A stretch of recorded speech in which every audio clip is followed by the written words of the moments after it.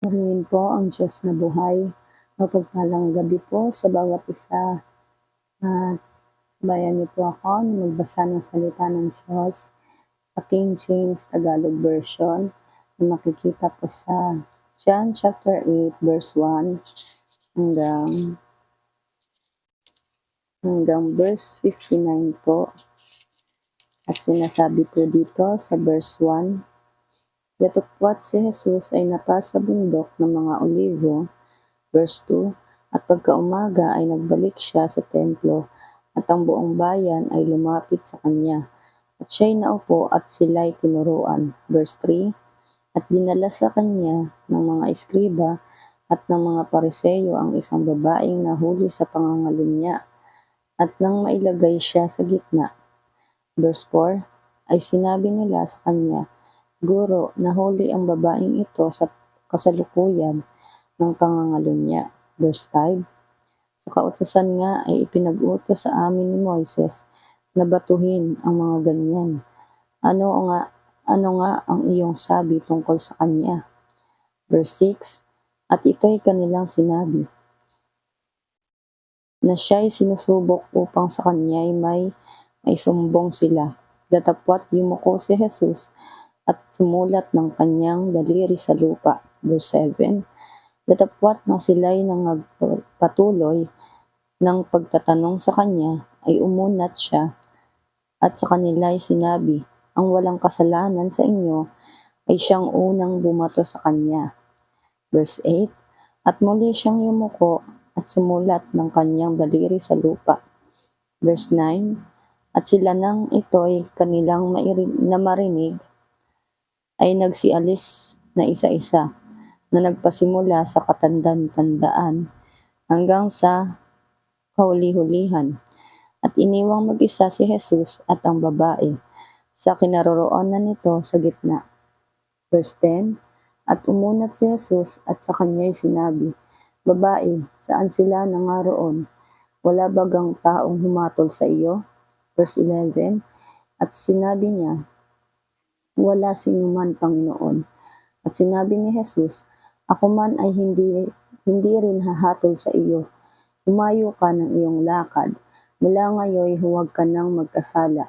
Verse 12, muli ngang nagsalita sa kanila si Jesus na sinasabi, ako ang ilaw ng sanlibutan. Ang sumunod sa akin ay hindi lalakad sa kadiliman, kundi magkakaroon ng ilaw ng kabuhayan. Verse 13, sinabi nga sa kanya ng mga pariseyo na nagpapatotoo ka sa iyong sarili. Hindi totoo ang patotoo mo. Verse 14, sumagot si Jesus at sa kanila'y sinabi, bagamat ako'y nagpapatotoo sa akin din, ay totoo ang aking patotoo, sapagkat nalalaman ko kung saan ako nangagaling at kung saan ako paroroon. Datapwat hindi ninyo nalalaman kung saan ako nanggaling o kung saan ako paroroon. Verse 15, nagsisihatol kayo ayon sa laman. Ako'y hindi humahatol sa kanino mang tao. Verse 16, oo, at kung ako'y humahatol, ang hatol ko'y totoo, sapagkat hindi ako nag-iisa, kundi ako at ang Ama na nagsugo sa akin. Verse 17, oo, at sa inyong kautusan ay nasusulat na ang patotoo ng dalawang tao ay totoo. Verse 18, ako ang nagpapatotoo sa akin din, at ang Amang nagsugo sa akin ay nagpapatotoo sa akin. Verse 19, sa kanya nga'y kanilang sinabi, saan naroroon ang iyong Ama? Sumagot si Jesus, hindi ninyo nakikilala ako, ni ang aking Ama. Kung ako'y inyong makikilala, ay makikilala rin ninyo ang aking Ama. Verse 20, sinalita niya ang mga salitang ito sa dakong kabangyaman. Nang nagtuturo siya sa templo at walang taong umuli sa kanya, sapagkat hindi pa dumarating ang kanyang oras. Verse 21, muli ngang sinabi niya sa kanila, yayaon ako at ako'y inyong hahanapin, at mga mamatay kayo sa inyong kasalanan. Sa aking paroroonan ay hindi kayo mga kaparoroon. Verse 22, sinabi nga ng mga Hudyo siya kaya'y magpapakamatay, sapagkat kanyang sinabi, sa aking paroroon ay hindi kayo mga kaparoroon. Verse 23, at sa kanila'y kanyang sinabi, kayo'y mga taga-ibaba, ako'y taga-itaas. Kayo'y mga taga-sanlibutang ito, ako'y hindi taga-sanlibutang ito. Verse 24, sinabi ko nga sa inyo na kayo'y mga mamatay sa inyong mga kasalanan, sapagkat malibang kayo'y magsisampalataya na ako nga ang Kristo, ay mga mamatay kayo sa inyong mga kasalanan. Verse 25, sa kanya nga'y kanilang sinabi, sino ka baga? Sinabi sa kanila ni Jesus, siya rin na sinalita ko sa inyo mula pa nung una. Verse 26, mayroon akong maraming bagay na sasalitain at hahatulan tungkol sa inyo. Gayunpaman, ang nagsugo sa akin ay totoo, at ang mga bagay na sa kanya'y aking narinig, ang mga ito ang sinasalita ko sa sanlibutan. Verse 27, hindi nila napagunawa na tungkol sa Ama ang kanyang sinasalita sa kanila. Verse 28, sinabi nga ni Jesus, kung maitaas niyan ninyo ang anak ng tao, sa kaninyo makikilala na ako nga ang Kristo. At wala akong ginagawa sa aking sarili, kundi sinasalita ko ang mga bagay na ito ayon sa itinuro sa akin ng Ama. Verse 29, at ang magsugo sa akin ay sumasa akin. Hindi niya ako pinabayaang nag-iisa, sapagkat ginagawa kong lagi ang mga bagay na sa kanya ay nakalulugod. Verse 30, samantalang sinasalita niya ang mga bagay na ito, ay maraming nagsisisampalataya sa kanya. Verse 31, sinabi nga ni Jesus sa mga Hudyong yaon na nagsisisampalataya sa kanya, kung kayo'y magsisipanatili sa aking salita, kung magkagayoy, tunay nga kayong mga alagad ko. Verse 32, at inyong makikilala ang katotohanan, at ang katotohanan ay magpapalaya sa inyo. Verse 33, sa kanya'y kanilang isinagot, kami binhi ni Abraham, at kailanmay hindi pa naging alipin ni numang tao. Paanong sinasabi mo kayo'y magiging laya? Verse 34, sinagot sila ni Jesus, katotohanan sinasabi ko sa inyo, ang bawat nagkakasala ay alipin ng kasalanan. Amen. Verse 34, ang alipin ay hindi nananahan sa bahay magpakailanman, at ang anak ang nananahan magpakailanman. Verse 36, kung palayain nga kayo ng anak, kayo'y magiging tunay na laya. Verse 37, talastas ko na kayo'y binhi ni Abraham, gayon may pinagsisikapan ninyong ako'y patayin, sapagkat ang salita ko'y hindi magkasya sa inyo. Verse 38, sinasalita ko ang mga bagay na aking nakita sa aking Ama, at ginagawa rin ninyo ang mga bagay na inyong narinig sa inyong ama. Verse 39, sila'y nagsisagot at sa kanya'y sinabi, si Abraham ang aming ama.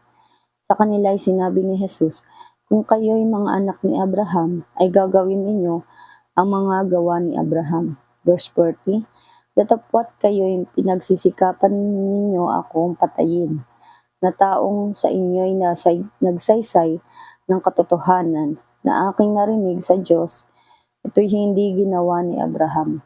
Verse 41, ginagawa ninyo ang mga bagay na mga gawa ng inyong ama, sinabi nila sa kanya, hindi kami inianak sa pakikiapid, may isang ama kami, ang Diyos. Verse 42, sinabi sa kanila ni Jesus, kung ang Diyos ang inyong ama, ay inyong iibigin ako, sapagkat ako'y nagmula at nanggaling sa Diyos, sapagkat hindi ako naparito sa aking sarili, kundi sinugo niya ako. Verse 43, bakit hindi ninyo napag-uunawa ang aking pananalita? Sapagkat hindi ninyo mangyayaring dinggin ang aking salita. Verse 44,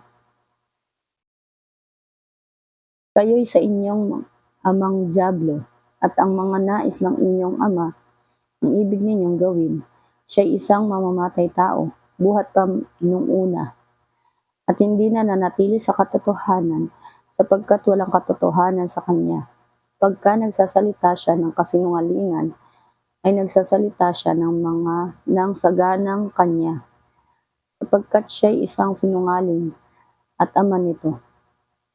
Verse 45, ngunit dahil sa sinasabi ko ang katotohanan, ay hindi ninyo ako sinasampalatayanan. Verse 46, sino sa inyo ang makasusumbat sa akin tungkol sa kasalanan?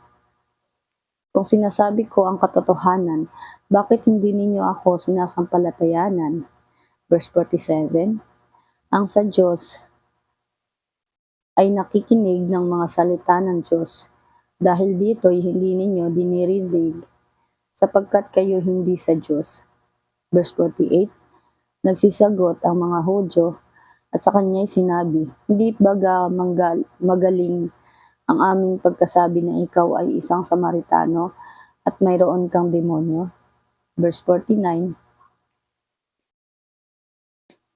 sumagot si Jesus, ako'y walang demonyo, kundi pinapupurihan ko ang aking ama, at ako'y inyong sinisiraan ng puri.